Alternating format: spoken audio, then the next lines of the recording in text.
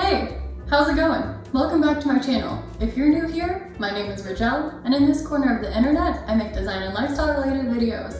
Now, if any of those topics interest you, consider subscribing and hit that bell for notifications. Also, make sure to hit that like button down below so more people can see this and we can grow our little community. Alright, so we are back in my kitchen. Today is my redemption day. Last month, I made a 1950s baking video on a pumpkin pecan pie recipe. I've never made a pie before, so I think the odds were a little stacked against me. But yeah, that turned out, you know, something.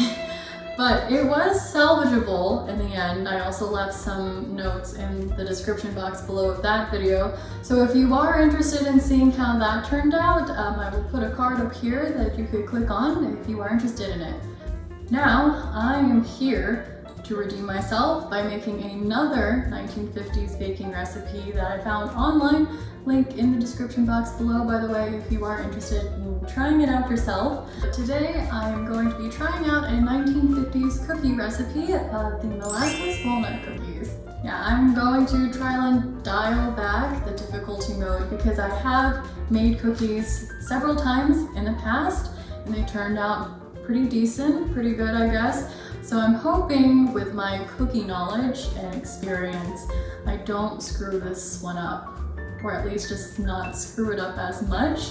I'm a little apprehensive how this is going to turn out, especially when we put it in ye old oven over here, because yeah, I feel like in the last video that we had together baking that pie, things started to go awry when it started to bake in the oven.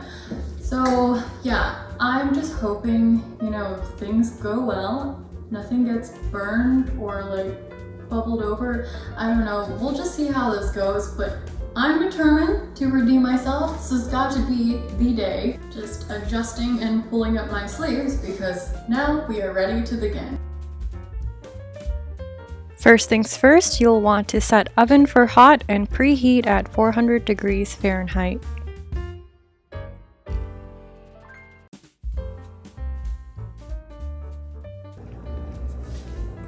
Alright, so the recipe that I'm working with, it calls, like all the ingredients end up making 5 dozen cookies. I don't really need 60 cookies. So what I'm going to do is just, what I'm gonna do is do the math, hopefully correctly, and I'm just gonna divide everything by 2. That way I only have like 2.5 dozen of cookies. I feel like that's enough.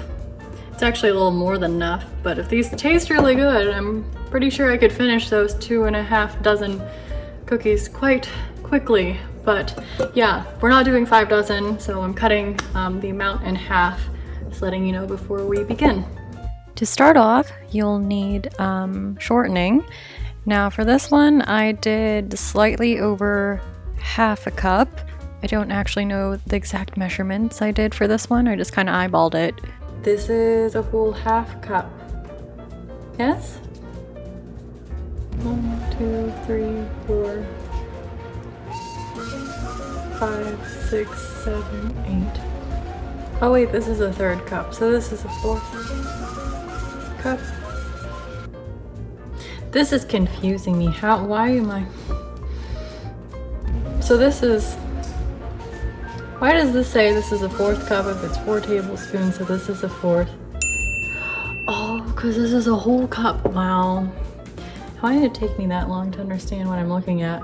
Okay, so if this is 3/4 of a cup, this is a 1/4, and then another 1/4 is 1/2.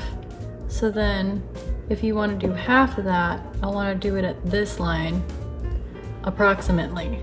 After I figured that out, the directions told me to cream the shortening, which I actually haven't really done before in any of my previous baking videos, although that means that you need a mixer.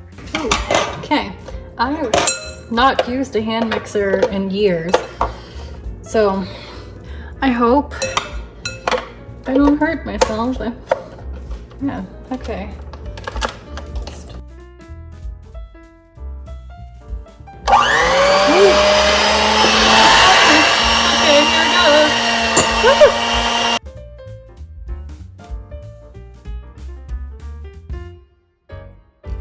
This looks creamed, right? It says cream shortening. I mean, it looks like frosting. Maybe if I did a little bit.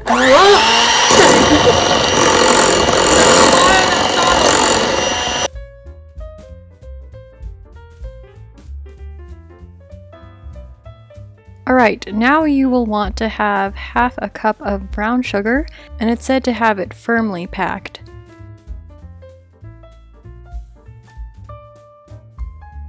Then it says to cream thoroughly.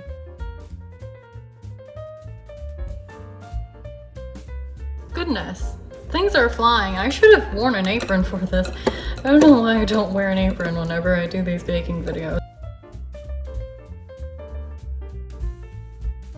I'm just scraping down the edges to make sure that all of the mixture is having the same amount of attention. So now this is where the molasses flavor comes in. You will want to grab a 1/4 cup of molasses.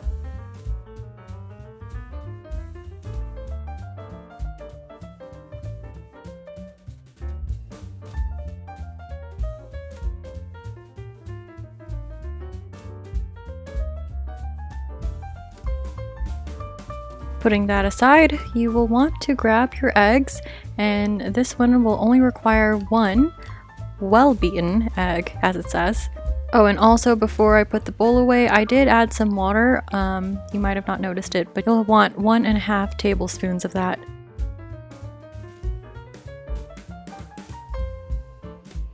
Afterwards, I just add in the eggs, and it says to mix thoroughly.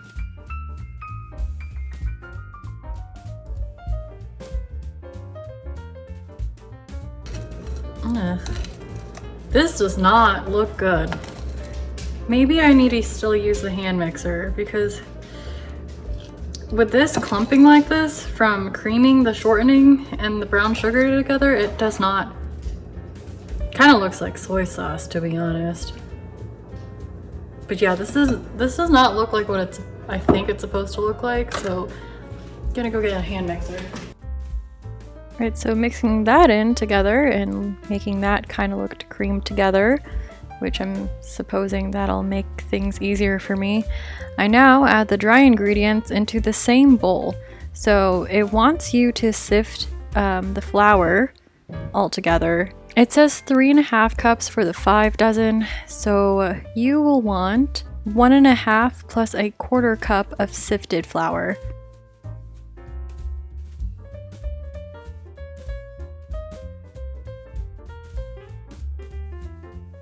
When I finished getting all of the flour together, I didn't realize how big that mound was still going to be. And after you are done with the flour, you'll want to add a 1/4 teaspoon of salt, and then the recipe requires ½ teaspoon of baking soda. However, I only had baking powder on hand, and with baking powder you'll want 4 times the amount, so this would require 2 teaspoons of baking powder. Once you add all of that together, it does say that you will want to mix it all together.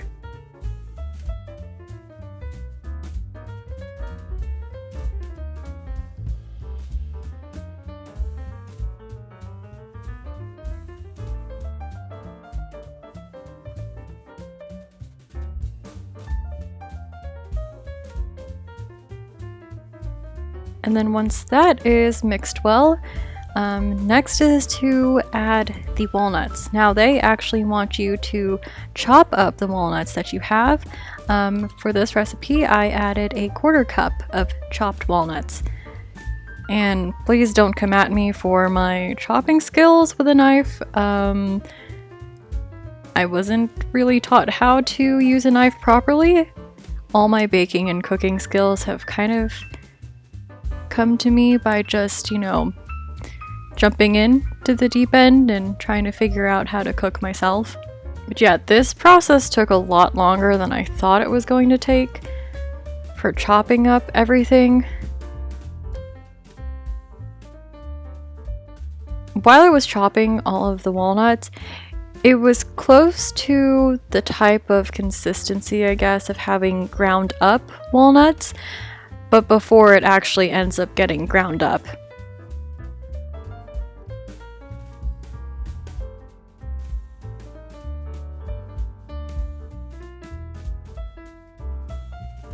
And then once I have that all finely chopped up, I added that into the rest of the cookie dough mixture, and then I mixed it up again.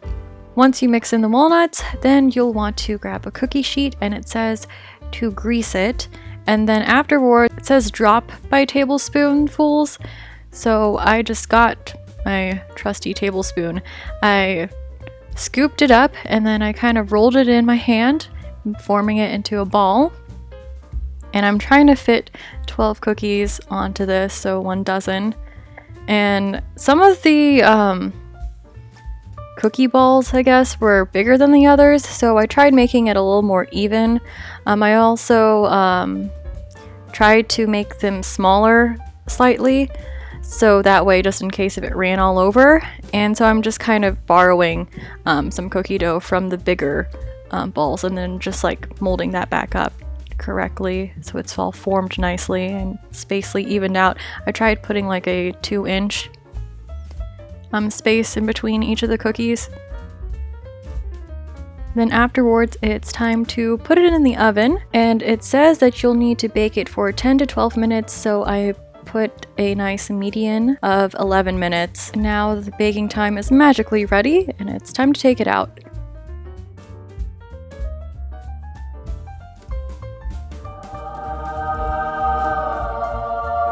I'm actually pretty happy about this. Let me turn on the light here.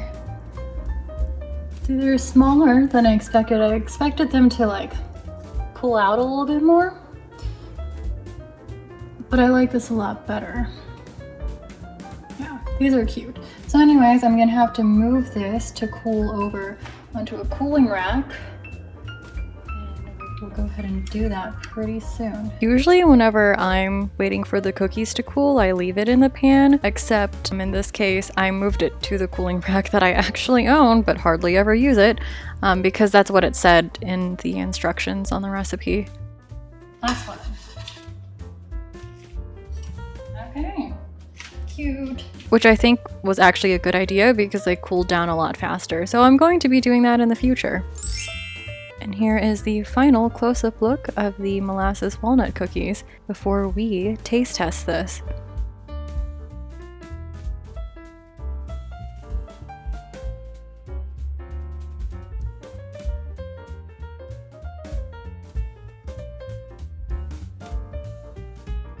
Okay, so I feel pretty good about myself. I mean, don't you feel pretty good?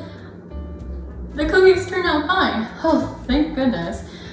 So this 1950s cookie recipe so far, haven't tasted it yet, that's why we're here. I mean, it turned out pretty well. Nothing got burnt, and they look like little tiny mounds. Really cute, kind of dainty. I'm wondering about the crunch effect because I'm into crunchy cookies, although I know some people like softer cookies. Let me know in the comments down below. Do you prefer crunchy or soft cookies? Just a preference. So I have my little tea set here because I have a little cup of milk that I'm going to dip the cookie in. First, I'm going to eat it by its own self and then have the milk with it because, I mean, milk is always good with cookies, am I right? So yeah, I'm going to try this 1950s cookie recipe and let you all know how it turned out. So let's go.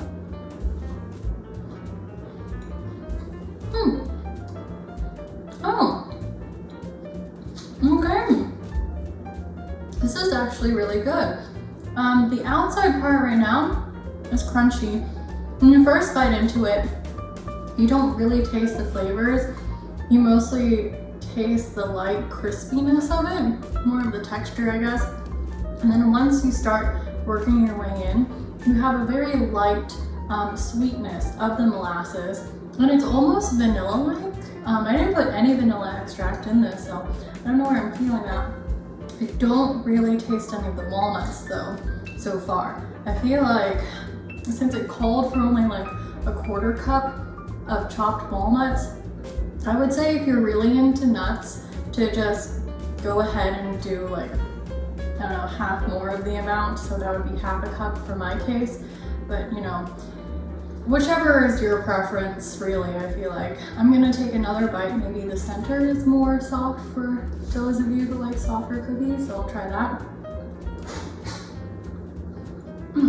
So yes, the middle part of this cookie is a lot softer. I mean, it still tastes just as good. I told you I'm more of the crunchy fan, so I mean, like, it's not as good as the first bite, but this is pretty darn good. I feel like this is a pretty solid cookie. I feel like I could just make the rest of the batch and finish it up on my own time. My bad. Oh, I can actually taste the walnuts a lot more when you dip it in the milk, which is a little surprising. Either that or I just bit into the cookie that had more nuts in them. I don't know, but this cookie recipe is pretty solid. I think you can really taste all the flavors. You can taste the molasses going through a lot. That really nice sweetness, but not like an overpowering sweetness. Almost has a touch of vanilla flavor, which is a little surprising for me. The walnuts, you could kind of taste it, but not really. As I said earlier, I would suggest to add a lot more walnuts in there if you are a fan of peanuts. But other than that, it has a crunchy outside with a soft center. And overall, I feel like we accomplished our mission of redemption. And this 1950s cookie recipe, I believe, was a success. So if you like this video and you want to see more of my baking videos, just make sure to give this video a thumbs up to let me know. And yeah, I think since this was such a smashing success, I'm going to finish up the rest of the cookie dough on my own time, so then I can make a lot more than what I have over there, because those cookies are probably going to be gone by tomorrow. All right, see you in the next video. Bye.